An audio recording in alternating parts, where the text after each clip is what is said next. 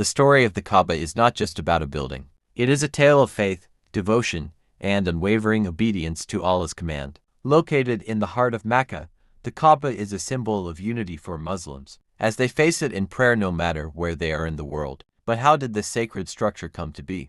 Today, let's journey back in time to explore how Prophet Ibrahim, alayhi salam, and his son Ismail, alayhi salam, built the Kaaba. Prophet Ibrahim, alayhi salam, was a man of immense faith, chosen by Allah to spread his message. After leaving his wife Hajar, alayhi salam, and son Ismail, alayhi salam, in the barren desert of Mecca, by Allah's command, Ibrahim, alayhi salam, visited them occasionally. One day when Ismail, alayhi salam, had grown into a strong and capable young man, Allah commanded Ibrahim, alayhi salam, to build a house of worship, a place where his name would be glorified. Without hesitation, Ibrahim, alayhi salam, set out to fulfill this divine task with his son Ismail, alayhi salam. Ibrahim and Ismail, alayhi salam, began by choosing a local religion. They were guided by Allah. This was the very spot where Adam, alayhi salam, had once built an altar. They prayed for Allah's help and started laying the foundations.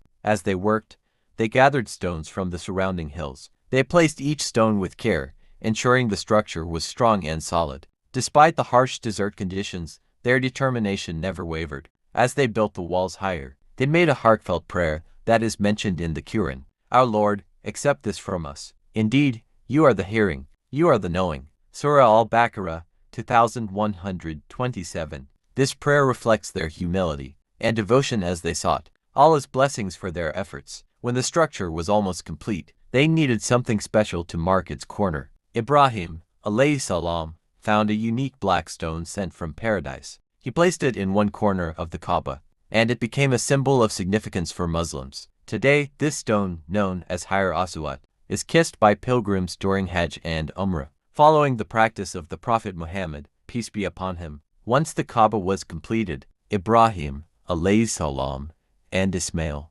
alayhi salam, stood back to admire their work. They had built a place of worship that would stand the test of time. Allah commanded Ibrahim, alayhi salam, to call people to pilgrimage, and he did so with full faith. Even though there were no people nearby, Allah caused Ibrahim's, alayhi salam, call to echo throughout the land. This marked the beginning of the pilgrimage, or Hajj, which continues to this day. The story of the building of the Kaaba is a timeless lesson in faith, obedience, and devotion. It reminds us that true success lies in following Allah's commands, no matter how difficult they may seem.